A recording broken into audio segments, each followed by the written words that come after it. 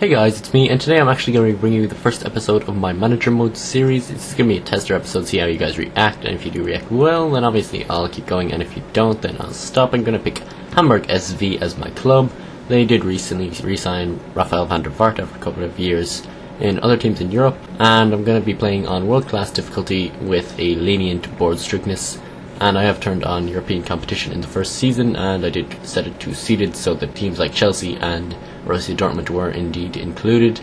And then I just go ahead and change my name and nationality. And I'm not entirely sure on the length of these videos or how long you guys would like them to be, if indeed you want to see them at all. But I'm thinking 6, 7, maybe 5 minutes. And often I found it's around the 5-minute mark in Ultimate Team videos that people stop kind of watching.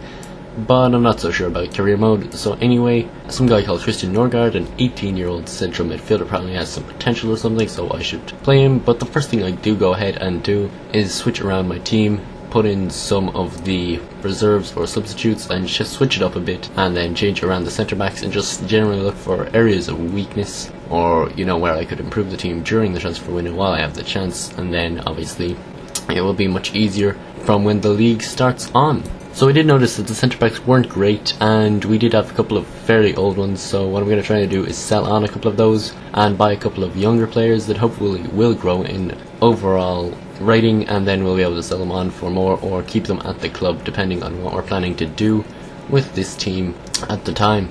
So I do go ahead and search for centre backs that have a max estimated worth of 2 million, because our transfer budget's only 5 million. So we obviously don't want to spend too much, and I think anything over 2 million will probably be a little bit out of budget, as then we won't have money for improving other areas of the pitch. So we do go ahead and look at Marco Capuano from Pescara. I believe he was a bronze last year in Ultimate Team. I did use him in one of my teams. I think his estimated value is about 2 million, but with his position at his club, my directors estimated his value for their club to be at about 2.5 to 2.9 million, so I'm going to put in a bid of 2.5 and hopefully win him, but we shall see how that turns out. So then we go into the transfer list and just look at a couple of the older players, and do go ahead and set our oldest goalkeeper up for sale because he's kind of past it at the moment, and unfortunately we can't sell Scharner because he's just recently joined the club. And then I just have a look through some of the more expensive players and what their overalls are, and as you can see we have Van der Vaart at the top and then Adler. I believe he recently transferred from Bayer Leverkusen. I think his overall has been downgraded a little bit from last year. I believe he was 83, 84 in Ultimate Team anyway last year, although I'm not entirely sure, don't quote me on that. So then we get our objectives for the season, and what the board wants me to do is achieve a mid-table finish in the league and hopefully get to the quarterfinals in the domestic cup.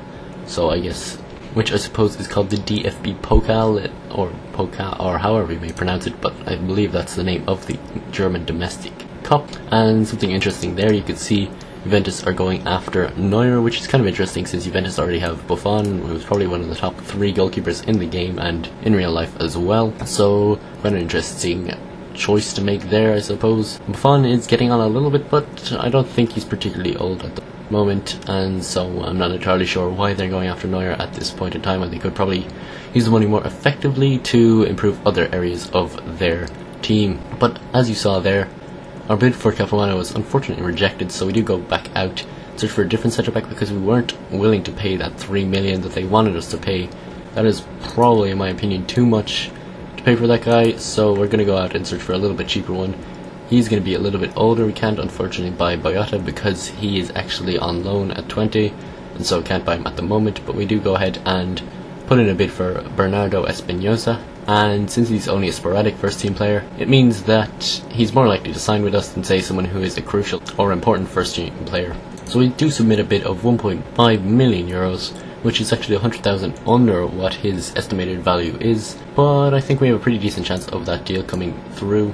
And as you can see, Benzema is actually talking to Chelsea, but I believe that happens pretty much every time you play manager mode in this game for some reason. I'm not entirely sure why. I suppose Chelsea could kind of use a better striker, but then again they do have other areas of their team which could be improved upon as well. And we do get an offer here for our second choice goalkeeper, I believe it is Drobny, and we do go ahead and accept the offer because at 32 he's not going to be getting much better, and with the money that we do get from selling him we can go ahead and purchase some other younger players, possibly goalkeepers. I'm not sure if we'll need them, or we can invested into scouting network or whatever you want to do. And then I do get an email regarding international management and being able to manage a national team, which I may be interested in the future, but not at this point in time, I don't believe. So after that I do decide to go out and look for a scout, because I think the scouting system is still pretty good in this game. I haven't played much of manager mode, to be honest, now, but I do remember it was a relatively effective way of getting good players in previous FIFAs. Unfortunately, we can't afford the best scout, but we get a pretty decent one, 2-star experience, 3-star judgment, not amazing, but decent enough, and we'll just have to, I suppose, sign quite a few of the players that he can find. So as you can see, the objectives are just finish from, looks like about from 16th to 8th position. That's pretty much my objective for the league, and reach the quarterfinal of the domestic cup.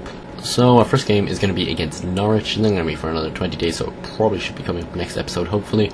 And as you can see, Sevilla FC have actually accepted our offer for Espinosa, which is pretty good since we didn't offer a huge amount for him. And I am going to give him what he wants on his contract, 10 grand a week and a 4-year contract. And he's going to be an important first team player because I do want to gain him some experience and hopefully bring up his overall so that his market value will be higher within the next couple of seasons. And after that, our scout does arrive. So we go over to the scouting network and tell him to set up one. I decided to tell him to go to Netherlands. I'm not sure if this makes a difference, but since he is Dutch, I presumed he might have a better chance of finding good players in his homeland, because I don't know, I presume that is the way it works. I would have hoped so anyway. So he's going to look for 3 months for a defensive minded player. Anyway, that's going to be the end of the episode. If you did enjoy, please leave it a like, tell me what you think of this series, and if you'd like it to continue, and apart from that, I'll talk to you all next time.